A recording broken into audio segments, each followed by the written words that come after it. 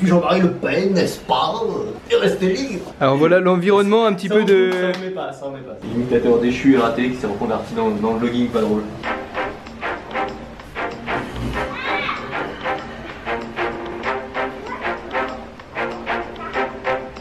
Bonjour, je voulais aujourd'hui vous parler du logiciel de mind mapping que j'utilise. C'est le fait de créer des mind maps. Donc ce qu'on peut appeler en français des cartes heuristiques, ce qui est un peu pourri donc on va dire mind map, et ce qui permet en fait d'exprimer votre mode de pensée de manière claire sur un plan et avec une arborescence. Et en fait ce qui est génial c'est que ça reproduit la façon dont pense notre cerveau de manière imagée. Et en fait c'est génial pour exprimer un concept parce que souvent un concept c'est une idée principale, des sous-idées, et c'est comme ça que fonctionne une mind map. Laissez-moi vous montrer en 2 minutes à quoi ça ressemble. J'utilise le logiciel MindNode qui est un peu cher mais qui est franchement le meilleur parce que vous avez une version Mac, une version iPhone, alors je sais pas s'il est sous Windows ou Android. Si vous voulez utiliser un autre logiciel disponible partout, vous avez MindMeister qui a l'avantage d'être en ligne, donc vous pouvez l'utiliser sur n'importe quel ordinateur. Donc voilà, en fait vous avez un noyau principal et ensuite vous pouvez créer des nodes, donc des liens, 3 et 4.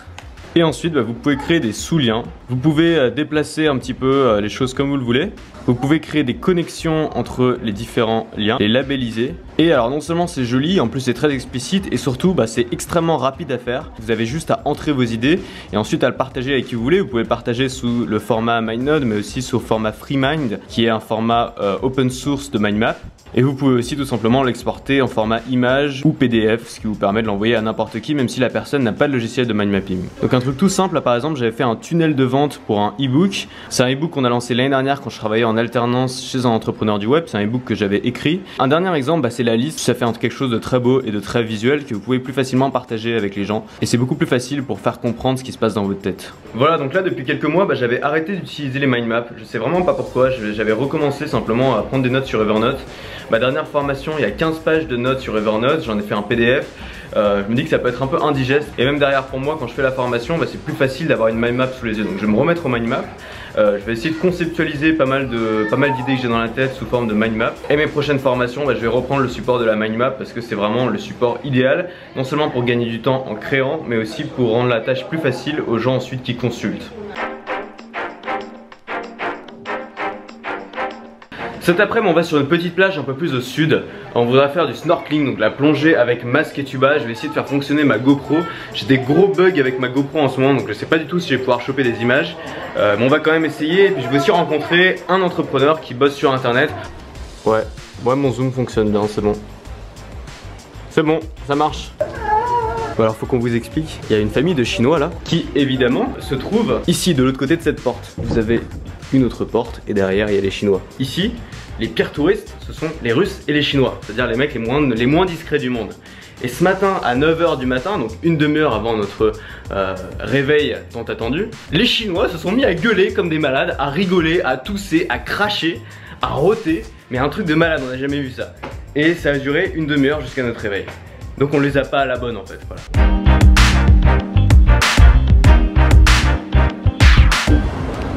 Donc on va aller faire du snorkeling ici, ça me paraît pas mal.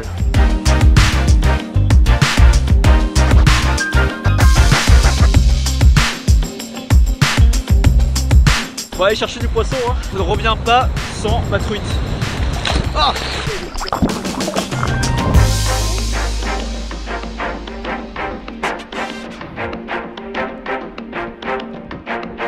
Ah, l'horreur!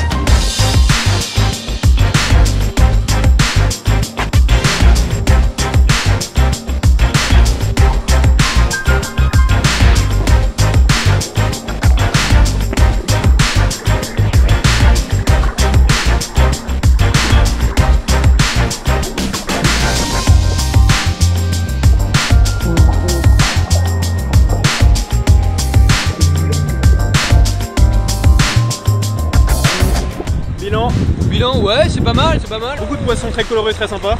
Par contre, il y a des grosses vagues, donc faible visibilité. Et là, je suis plus là, je crois que je connais. On avait déjà commencé à explorer. Mais tu sais, on est allé au truc, on t'a pas vu.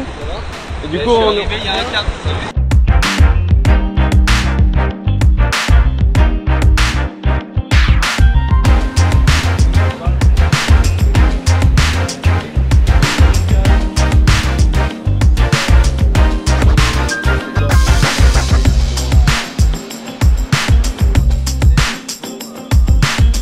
J'ai une question pour vous deux, donc quand vous avez je sais pas, un commentaire désagréable qui va à l'encontre de votre chaîne, qu'est-ce que vous faites en fait? Il y a deux possibilités, soit c'est de la méchanceté gratuite, donc c'est vraiment juste haineux pour te pourrir.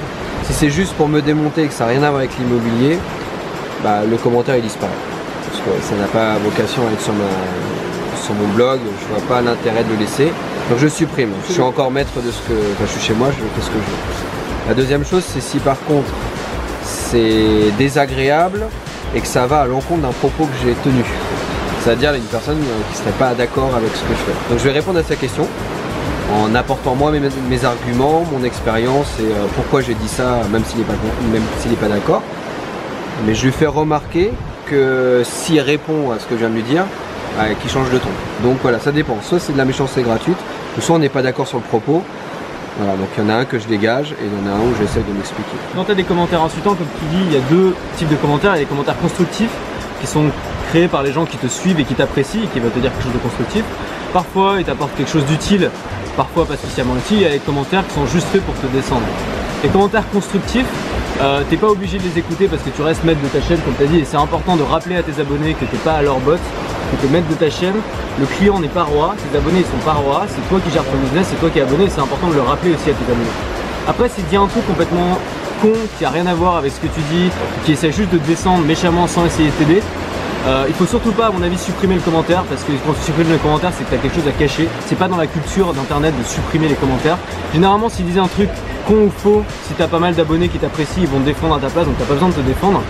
Le mieux, et c'est mon truc, c'est au lieu d'essayer de te défendre, surtout si tu penses que t'as pas à te défendre, que c'est assez explicite dans tes vidéos, au lieu d'essayer de te défendre, en fait la meilleure défense c'est l'attaque. Tu vas l'attaquer mais de manière sans être vulgaire, de manière si possible avec un trait d'humour, pour le décrédibiliser totalement. Et le mec va vraiment pas s'attendre à ça, et généralement ça va le déstabiliser, et en plus ça va faire marrer tes abonnés et ça va le calmer et il va plus jamais revenir.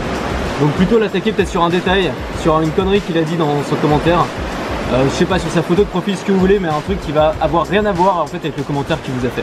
C'est un bon moyen de calmer le jeu et de montrer que vous vous êtes détaché aussi de ça et vous vous en foutez un peu des commentaires, même si en effet ça peut être blessant et il faut s'endurcir avec ça. Et puis les commentaires, c'est vrai qu'on les prend de manière personnelle. Peut-être que les personnes ne se rendent pas compte. Ouais.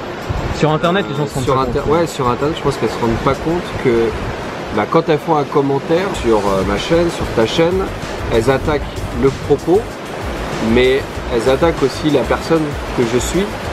Et du coup, on le prend à cœur. Et c'est vrai que moi, ça m'est arrivé, pas très souvent, mais de supprimer juste des commentaires qui sont juste haineux pour être haineux, juste bêtes et méchants, parce que ça me permettait de me sentir mieux, c'est-à-dire que je sais qu'il dégage, et en fait, ça sort de ma vie. Ouais, ça sort de ma vie et je m'en occupe plus. Quoi. Dans ce cas-là, l'idéal, c'est si un mec fait vraiment juste des insultes, donc ce qui est absolument pas constructif, vous pouvez le bannir de la chaîne. Vous pouvez le bannir de la chaîne, vous pouvez le bannir de Facebook, et il pourra plus jamais commenter vos vidéos.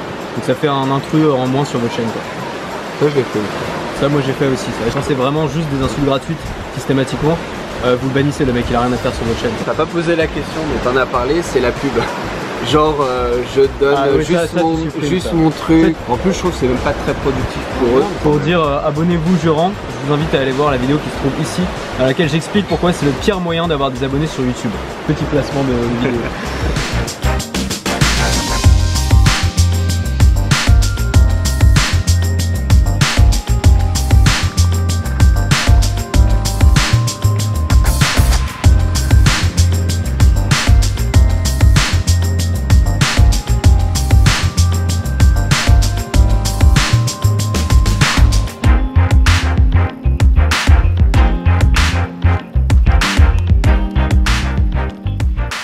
Alors on voulait prendre un taxi pour revenir, mais on n'en a pas pris parce que ça coûtait 600 bahts, soit l'équivalent de 15 € pour faire 2 km, 3 km. On a préféré rentrer à pied. Il n'y a pas de lampadaire et les routes sont pas terribles. Les routes c'est de la terre en fait. Et c'est bien parce que ça fait une petite promenade champêtre. Ça nous fait digérer. Donc on a à peu près 30 minutes de marche pour rentrer à l'hôtel. En fait la côte est de l'île est beaucoup plus sauvage que la côte ouest, beaucoup moins touristique, il y a beaucoup moins de gens. Dès que le soleil se couche, tout le monde va se coucher en fait. Et donc c'est assez compliqué de trouver un taxi, surtout que c'est là où la route est la plus chaotique. C'était une après-midi sympa. Sébastien est vraiment un mec super cool. On se retrouve demain pour la prochaine vidéo. Un dernier mot? Ciao, bye bye. Et surtout restez libre. Hein. Restez libre. C'était ça qu'il fallait dire. Retour.